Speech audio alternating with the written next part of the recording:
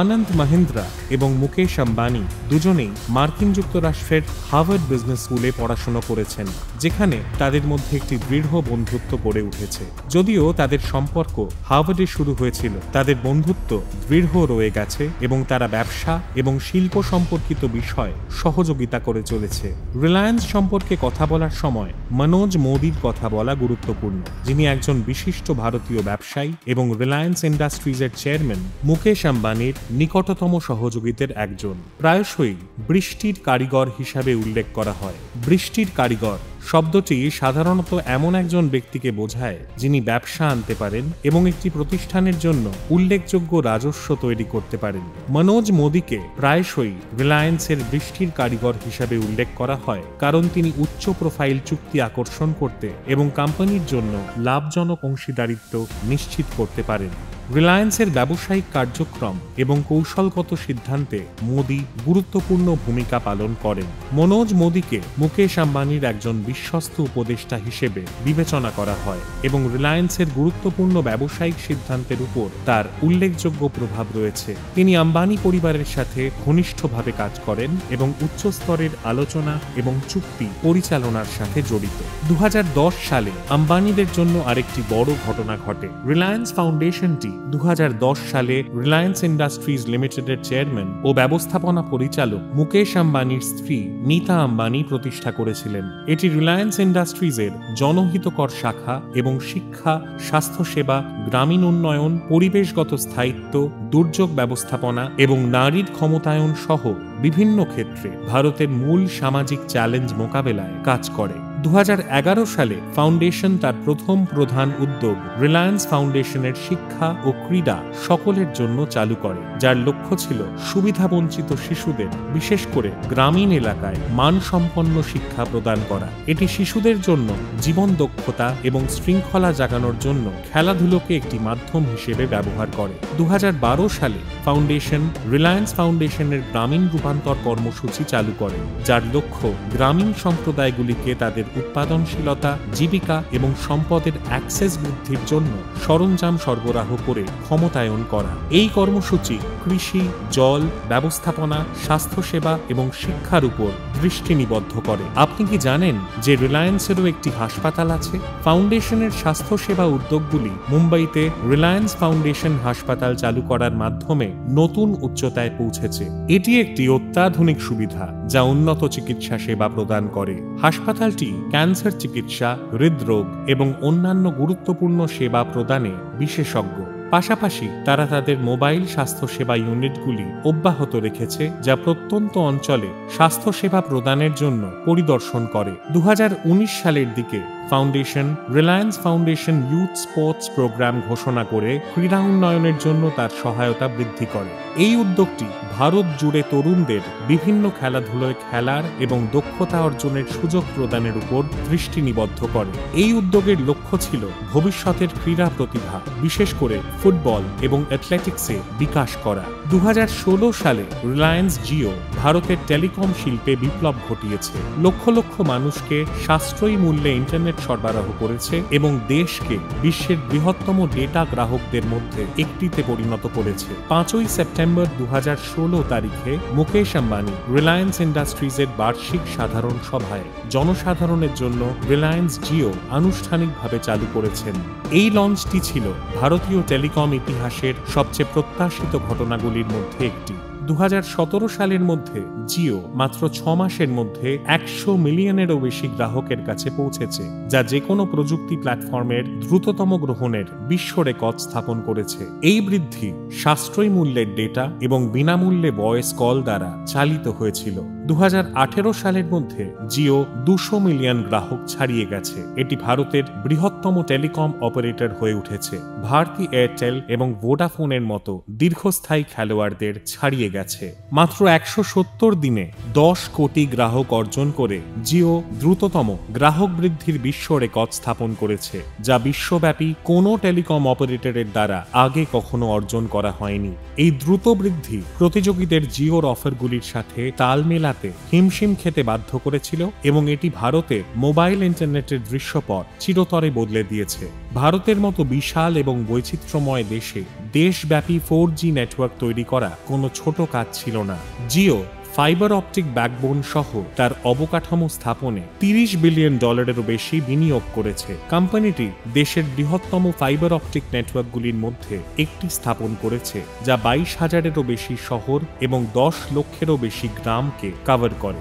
জিও কেবল telecom পরিষেবা প্রদানের ওপর মনোনিবেশ করেনি, এটি নিজস্ব কন্টেন্ট ইকোসিস্টেম তৈরিতেও ব্যাপক বিনিয়োগ করেছে। এটি Jio cinema, Jio TV, Jio music এবং জিও ক্লাউড চালু করেছে, যা বিনোদন এবং ক্লাউড স্টোরেজ পরিষেবার একটি বিস্তৃত সুইট প্রদান করে, যার লক্ষ্য কেবল মোবাইল কল এবং ডেটার বাইরেও ব্যবহারকারীদের মনোযোগ আকর্ষণ করা। রিলায়েন্স ইন্ডাস্ট্রিজ ভারতের বৃহত্তম খুচরো বিক্রয় কোম্পানিতে পরিণত হয়েছে। বার্ষিক আয় 1.8 ট্রিলিয়ন ছাড়িয়ে গেছে। কোম্পানিটি হ্যামলেস বলে একটি আন্তর্জাতিক খেলনা ব্র্যান্ড অধিগ্রহণ করে এবং বিশ্বব্যাপী খুচরো বিক্রেতাদের মধ্যে তার পদচিহ্ন প্রসারিত করে। ফেসবুক বর্তমানে মেটা জিও প্ল্যাটফর্মে $5.7 বিলিয়ন বিনিয়োগ করেছে। 9.99% অংশীদারিত্ব কিনেছে।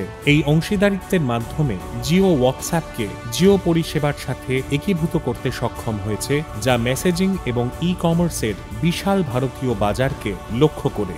গুগলও জিও প্ল্যাটফর্মে বিনিয়োগ করেছে, যা একটি উল্লেখযোগ্য মাইলফলক। এই বিনিয়োগের ফলে জিও ফোন নেক্সট তৈরি হয়েছে, যা ভারতীয় বাজারের জন্য একটি সাশ্রয়ী মূল্যের স্মার্টফোন, যা 2021 সালে চালু হয়েছিল। জিও কেবল একটি সাফল্য ছিল না, এটি একটি গেম চেঞ্জার ছিল। এটি লক্ষ লক্ষ ভারতীয়দের ডিজিটাল বিশ্বের সাথে যোগাযোগের পদ্ধতিকে নতুন করে সংজ্ঞায়িত করেছে। আজ রিলায়েন্স একটি বৈচিত্র্যময় জায়ান্ট হিসেবে মাথা উঁচু করে দাঁড়িয়ে আছে। তেল এবং গ্যাস থেকে শুরু করে খুচরো, টেলিযোগাযোগ এবং প্রযুক্তি, কোম্পানিটি প্রায় প্রতিটি ক্ষেত্রেই কাজ করে। 2 লাখেরও বেশি কর্মচারী এবং মহাদেশ জুড়ে বিস্তৃত প্রভাবের সাথে রিলায়েন্স হল বৃদ্ধি, স্থিতিস্থাপকতা এবং উদ্ভাবনের সমার্থক একটি নাম। আম্বানি পরিবারের বিলাসবহুল জীবনযাত্রা প্রায়শই তদন্তের আওতায় আসে, বিশেষ করে মুকেশ আম্বানির বিলাসবহুল জীবনযাত্রা, যিনি তার জাঁকজমকপূর্ণ সম্পদের জন্য পরিচিত। মুম্বাইয়ে তার অ্যান্টিলিয়া বাসভবনে, যার মূল্য আনুমানিক $2 বিলিয়নেরও বেশি, প্রায়শই বিশ্বের সবচেয়ে ব্যয়বহুল ব্যক্তিগত বাড়িগুলির মধ্যে একটি হিসেবে উল্লেখ করা হয়। অ্যান্টিলিয়ার 27 তলা বিশিষ্ট ভবনটিতে একটি ব্যক্তিগত সিনেমা হল, একাধিক সুইমিং পুল এবং এমনকি একটি হেলিপ্যাডের মতো বৈশিষ্ট্য রয়েছে। 2025 সালের হিসাব অনুযায়ী মুকেশ আম্বানির নেতৃত্বে রিলায়েন্স ইন্ডাস্ট্রিজ লিমিটেড ভারতের অন্যতম মূল্যবান এবং বৈচিত্র্যপূর্ণ কোম্পানি। কোম্পানিটির বাজার মূলধন প্রায় $200 বিলিয়ন থেকে $220 বিলিয়ন মার্কিন, যা বাজার মূল্যের দিক থেকে এটিকে ভারতের বৃহত্তম কোম্পানিতে পরিণত করেছে। বাজারের অবস্থা, কর্মক্ষমতা এবং বিনিয়োগকারীদের মনোভাবের উপর নির্ভর করে এর মূল্যায়ন ওঠানামা করে, তবে এটি ধারাবাহিকভাবে ভারতে এবং বিশ্বব্যাপী শীর্ষস্থানীয়দের মধ্যে স্থান করে নেয়। রিলায়েন্স ইন্ডাস্ট্রিজ লিমিটেড ভারতে বম্বে স্টক এক্সচেঞ্জে এবং ন্যাশনাল স্টক এক্সচেঞ্জে উভয় ক্ষেত্রেই তালিকাভুক্ত এবং এটি নিফটি 50 এবং BSE সেন্সেক্সের মতো গুরুত্বপূর্ণ সূচকগুলির মধ্যে একটি উপাদানও। 2023 অর্থ বছরে রিলায়েন্সের বার্ষিক রাজস্ব ছিল $9.6 ট্রিলিয়ন, প্রায় $115 বিলিয়ন মার্কিন। রিলায়েন্স ইন্ডাস্ট্রিজ 2023 সালে প্রায় 67,000 কোটি টাকা, প্রায় $8 বিলিয়ন মার্কিন নিট মুনাফা করেছে। এটি তাদের সুস্থ লাভের মার্জিন, বিশেষ করে পেট্রোকেমিক্যাল এবং টেলিকম খাতে প্রদর্শন করে। সাশ্রয়ী মূল্যের ডেটা এবং ভয়েস প্ল্যানের মাধ্যমে জিও ভারতের টেলিকম খাতে বিপ্লব ঘটিয়েছে। 2024 সাল পর্যন্ত জিও 450 মিলিয়নেরও বেশি গ্রাহক সংগ্রহ করেছে, যা এটিকে ভারতের বৃহত্তম টেলিকম অপারেটরে পরিণত করেছে। ফেসবুক, গুগল এবং সিলভার লেক পার্টনার্সের মতো বিশ্বব্যাপী প্রযুক্তি জায়ান্টদের বিনিয়োগ জিওর মূল্যায়ন উল্লেখযোগ্যভাবে বৃদ্ধি করেছে এবং বিভিন্ন বিশ্লেষক এবং বিনিয়োগকারীদের মতে জিও প্ল্যাটফর্মের মূল্য এখন $70 বিলিয়ন মার্কিন বেশি। রিলায়েন্স রিটেল ভারতের বৃহত্তম খুচরো বিক্রেতা, ই-কমার্স এবং ফিজিক্যাল স্টোরগুলিতে বিস্তৃত উপস্থিতি সহ এটি ফ্যাশন, ইলেকট্রনিক্স, মুদিখানা এবং স্বাস্থ্য সেবা সহ বিভিন্ন বিভাগে কাজ করে। 2023 অর্থ বছরে রিলায়েন্স রিটেলের আয় ছিল প্রায় $2 ট্রিলিয়ন অর্থাৎ প্রায় 24 বিলিয়ন মার্কিন ডলার, এবং এটি দ্রুত তার পদচিহ্ন প্রসারিত করে চলেছে। তবে ঐতিহাসিকভাবে রিলায়েন্স তার উচ্চ স্তরের ঋণের জন্য পরিচিত, বিশেষ করে টেলিকম এবং খুচরো সম্প্রসারণে। তবে সংস্থাটি গত কয়েক বছর ধরে সম্পদ বিক্রি করে, তহবিল সংগ্রহ করে এবং ঋণ হ্রাস কৌশলগুলিতে মনোনিবেশ করে ঋণ কমাতে আক্রমণাত্মকভাবে কাজ করেছে। 2020 সালে রিলায়েন্স জিও প্ল্যাটফর্ম এবং রিলায়েন্স রিটেইলের অংশীদারিত্ব বিক্রি করে বিশ্বব্যাপী খেলোয়াড়দের কাছে বিনিয়োগ আনে, যার ফলে ঋণের বোঝা উল্লেখযোগ্যভাবে হ্রাস পায়। ঋণ হ্রাস বিনিয়োগকারীদের আস্থা জোরদার করেছে এবং এর সামগ্রিক ক্রেডিট রেটিং উন্নত করেছে, যা ইতিবাচকভাবে এর মূল্যায়নকে প্রভাবিত করে। 2024 সালের হিসাব অনুযায়ী রিলায়েন্সের নিট ঋণের পরিমাণ প্রায় 2 ট্রিলিয়ন অর্থাৎ প্রায় 24 বিলিয়ন মার্কিন ডলারে দাঁড়িয়েছে, যা আগের বছরগুলিতে 3 ট্রিলিয়ন ডলারেরও বেশি ছিল। বৃহৎ পরিসরে উৎপাদন সুবিধা স্থাপন করে এবং দেশের জিডিপিতে উল্লেখযোগ্য অবদান রেখে ভারতের শিল্প ভূদৃশ্য রূপান্তরে রিলায়েন্স গুরুত্বপূর্ণ ভূমিকা পালন করেছে। ধীরুভাই আম্বানির দৃষ্টিভঙ্গি ছিল এমন একটি কোম্পানি তৈরি করা যা হাজার হাজার মানুষের কর্মসংস্থানের সুযোগ করে দেবে এবং সমাজকে কিছু সুবিধা দেবে। এটি বিশ্বব্যাপী র্যাঙ্কিংয়ে তার স্থান তৈরি করেছে, ফরচুনের গ্লোবাল 500 তালিকা এবং ফোর্বস গ্লোবাল 2000-এ অন্তর্ভুক্ত হয়েছে। এই স্বীকৃতিগুলি রিলায়েন্সকে বিশ্বের কয়েকটি বৃহত্তম এবং প্রভাবশালী কর্পোরেশনের সাথে আন্তর্জাতিক মঞ্চে স্থান দেয়। আপনি কি জানেন যে রিলায়েন্স ইন্ডাস্ট্রিজ ভারত থেকে পেট্রোকেমিক্যাল এবং পরিশোধিত পণ্যের বৃহত্তম রপ্তানিকারকদের মধ্যে একটি? প্লাস্টিক, পলিয়েস্টার এবং রাসায়নিক সহ কোম্পানির পণ্যগুলি 100টিরও বেশি দেশে বিক্রি হয়, যা ভারতের বিশ্ব বাণিজ্যে অবদান রাখে। মুকেশ আম্বানি আগামী দশকে রিলায়েন্স ইন্ডাস্ট্রিজকে নবায়নযোগ্য জ্বালানির ক্ষেত্রে শীর্ষস্থানীয় করে তোলার প্রতিশ্রুতি দিয়েছেন। 2020 সালে রিলায়েন্স সবুজ শক্তিতে রূপান্তরের জন্য আগামী 10 বছরে $10 বিলিয়ন বিনিয়োগের পরিকল্পনা ঘোষণা করে। এর মধ্যে রয়েছে সৌরশক্তি, সবুজ হাইড্রোজেন এবং শক্তি সঞ্চয় প্রযুক্তির মতো ক্ষেত্র। কোম্পানিটি সবুজ হাইড্রোজেন উৎপাদনে বিনিয়োগ করার পরিকল্পনা করেছে, যার লক্ষ্য রিলায়েন্সকে এই পরিষ্কার জ্বালানির জগতে বিশ্বের শীর্ষ উৎপাদকদের মধ্যে একটি করে তোলা।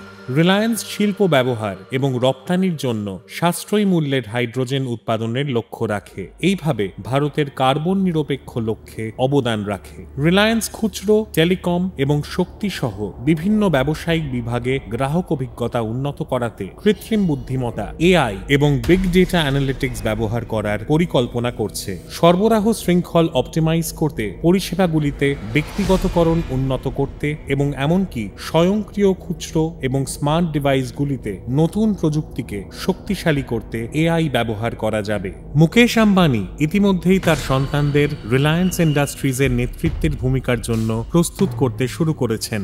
তার সন্তান আকাশ, ঈশা এবং অনন্ত আম্বানি ধীরে ধীরে কোম্পানির কার্যক্রম এবং এর বিভিন্ন বিভাগে জড়িত রয়েছেন। বড় ছেলে হিসেবে আকাশ রিলায়েন্স জিও এবং জিও প্ল্যাটফর্মে গুরুত্বপূর্ণ ভূমিকা পালন করতে পারেন। তিনি কোম্পানির সাথে জড়িত ছিলেন এবং জিওর বোর্ড সভায় যোগদান করেছেন। রিলায়েন্সের ভবিষ্যতের জন্য টেলিকম সেক্টরের গুরুত্ব বিবেচনা করে আকাশ এই ক্ষেত্রে আরও গুরুত্বপূর্ণ দায়িত্ব নিতে পারেন। ঈশা ভারতের অন্যতম বৃহৎ খুচরা চেইন রিলায়েন্স রিটেইলের সাথে জড়িত এবং রিলায়েন্স জিওতেও সক্রিয়ভাবে অবদান রাখছেন। খুচরো এবং ই কমার্স উভয় ক্ষেত্রেই সম্প্রসারণ এবং ডিজিটাল রূপান্তরের উপর মনোযোগ দিয়ে তিনি এই খাতগুলিতে নেতৃত্ব অব্যাহত রাখার সম্ভাবনা রয়েছে। ভোক্তাকেন্দ্রিক উদ্ভাবনের ক্রমবর্ধমান চাহিদার সাথে তার ভূমিকা সামঞ্জস্যপূর্ণ হবে। সর্বকনিষ্ঠ আনন্দ এখনও বিভিন্ন ব্যবসায়িক ক্ষেত্রে অভিজ্ঞতা অর্জনের প্রক্রিয়াধীন। আগামী বছরগুলিতে তার ভূমিকা আরও বাড়বে বলে আশা করা হচ্ছে এবং তিনি সবুজ শক্তি, স্থায়িত্বের মতো ক্ষেত্রগুলিতে মনোনিবেশ করতে পারেন এবং সম্ভবত পুনর্নবীকরণযোগ্য শক্তি খাতে রিলায়েন্সের ভবিষ্যতে অবদান রাখতে পারেন, যা পরবর্তী দশকে কোম্পানির জন্য একটি মূল লক্ষ্য। রিলায়েন্স ইন্ডাস্ট্রিজ একটি উত্তেজনাপূর্ণ ভবিষ্যতের জন্য প্রস্তুতি নিচ্ছে, যা টেকসইতা, ডিজিটাল রূপান্তর এবং প্রযুক্তিগত উদ্ভাবনকে আলিঙ্গন করে। কোম্পানির ভবিষ্যৎ পরিকল্পনাগুলি কেবল জ্বালানি এবং পেট্রোকেমিক্যালের মতো ঐতিহ্যবাহী ক্ষেত্রেই নয়, বরং সবুজ শক্তি, টেলিযোগাযোগ, ডিজিটাল পরিষেবা, ই কমার্স, খুচরো এবং মিডিয়ার মতো উদীয়মান শিল্পগুলিতেও বিশ্বব্যাপী নেতা হওয়ার উচ্চাকাঙ্ক্ষার উপর গভীরভাবে প্রথিত।